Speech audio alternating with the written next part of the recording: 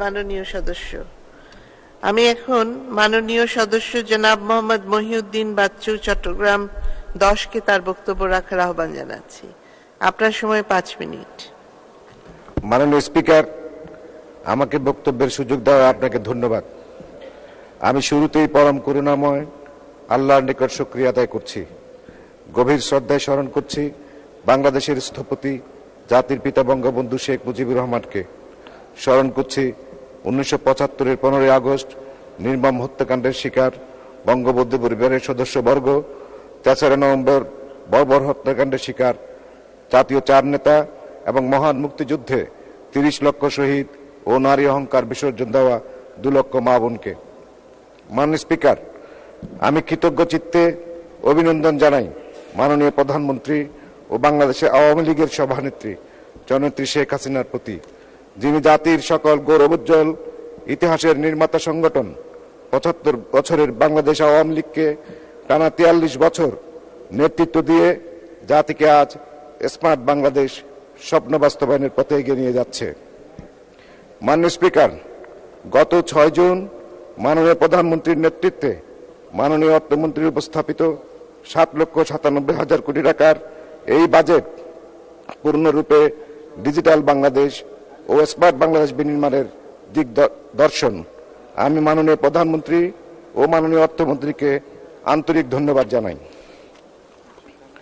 মাননীয় স্পিকার, টেকসই উন্নয়নের পরিক্রমায় স্মার্ট বাংলাদেশের স্বপ্নযাত্রা শিরোনামের এই বাজেট কেবল আয় ব্যয়ের হিসাব নয়, এই বাজেট দেশের জনগোষ্ঠীর শ্রেণীভিত্তিক সমস্যা চিহ্নিতকরণ এবং তা সমাধানে সঠিক পরিকল্পনা গ্রহণ ও কর্ম বিভাজন এবং রাষ্ট্রের আর্থিক সামর্থ্য সহ সামগ্রিক সামর্থ্যের বন্টন নীতিমালা। মাননীয় স্পিকার, আমাদের দেশ শুধুমাত্র ভূগোল নির্ভর নয়, হাজার বছরের ভাষা, সংস্কৃতি, জাতিগত চেতনা নির্ভর সংগ্রামের ফসলে দেশ। কিশোর বয়সেই শিক্ষা, শান্তি, প্রগতির স্লোগান তুলে জাতির ভাগ্য পরিবর্তনে নিবেদিত এবং মুক্তি সংগ্রাম ও স্বাধীনতা যুদ্ধের শেকড়ে থাকা সংগঠন বাংলাদেশ ছাত্রলীগের কর্মী হয়েছিলাম। একই চেতনার শক্তিতে জাতি মুক্তির সংগ্রাম ও স্বাধীনতা যুদ্ধে বিজয় অর্জন করেছিল। বর্তমানে বিশ্ব বাস্তবতায় দেশের ছাত্র যুবক সহ সমগ্র জনগোষ্ঠীর উচ্চকিত স্লোগান উন্নত, সমৃদ্ধ, স্মার্ট বাংলাদেশ। মাননীয় স্পিকার, স্বাধীনতা যুদ্ধ পরবর্তী বিধ্বস্ত দেশে জাতির পিতার 786 কোটি টাকার বাজেট জনগণের হৃদয় মনে সোনার বাংলা বিনির্মাণের স্বপ্ন জাগিয়েছিল। বঙ্গবন্ধুর ইস্পাত দৃঢ় নেতৃত্বে 1975 সালে বাংলাদেশে মাথাপিছু আয় দাঁড়িয়েছিল $278 মার্কিন। তৎসময়ে যা ছিল ভারত ও পাকিস্তানের চেয়ে দ্বিগুণ। 1974 সালে জিডিপির প্রবৃদ্ধি ছিল 9%, যা অধরা রয়ে গেছে এখনো। 75-এ বঙ্গবন্ধুকে হত্যার মধ্য দিয়ে জাতিকে স্বপ্নহারা, জাতির অহংকার, মুক্তিযুদ্ধকে প্রশ্নবিদ্ধ এবং বাঙালির চেতনাকে অপমান করার চেষ্টায় লিপ্ত হয়েছিল স্বাধীন বাংলাদেশের শত্রুপক্ষ।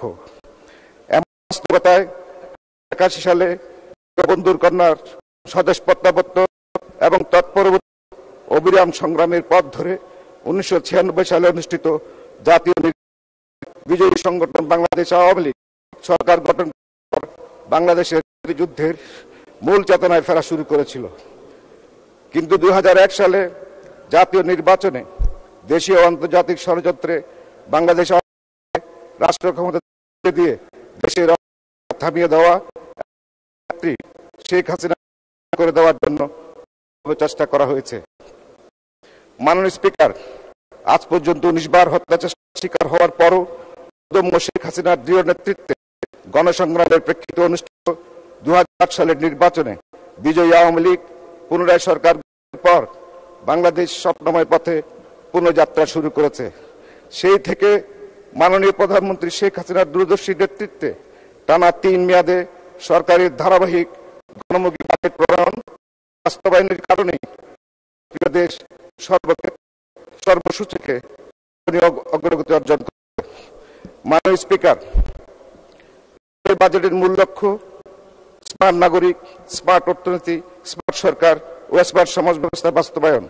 চতুর্থ শিল্প বিপ্লবের প্রেক্ষাপটে কৃত্রিম বুদ্ধিমত্তা প্রযুক্তি ব্যবহার নিশ্চিতকরণ, মাথাপিছু আয় 12,000 500 মার্কিন ডলারে উন্নীতকরণ, দারিদ্র্য সীমা 3% নিচে নামিয়ে আনা, চরম দারিদ্র্য শূন্যের কোটায় নামিয়ে আনা, মূল্যস্ফীতি 4 থেকে 5% সীমিত রাখা, সদস্য 2 মিনিট।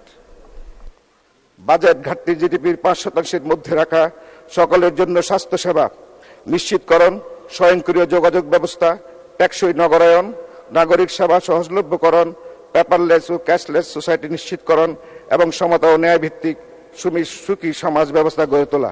মাননীয় স্পিকার, স্মার্ট বাংলাদেশ লক্ষ্য অর্জনে জাতিকে অগ্রসরমান করার জন্য এই বাজেটে সামাজিক নিরাপত্তা নিশ্চিতকরণ ও দারিদ্র্য নিরসনের লক্ষ্যে স্মার্ট সামাজিক সুরক্ষা নিশ্চিতকরণে প্রায় 10,000 কোটি টাকার বাজেট বৃদ্ধিকরণ এবং পিছিয়ে পড়া জনগোষ্ঠীকে এগিয়ে নিয়ে যাওয়ার জন্য বিভিন্ন ভাতা উপবৃত্তি সহ মানব হিতকর কর্মসূচি সম্প্রসারণ প্রস্তাব বিশেষ প্রশংসার যোগ্য।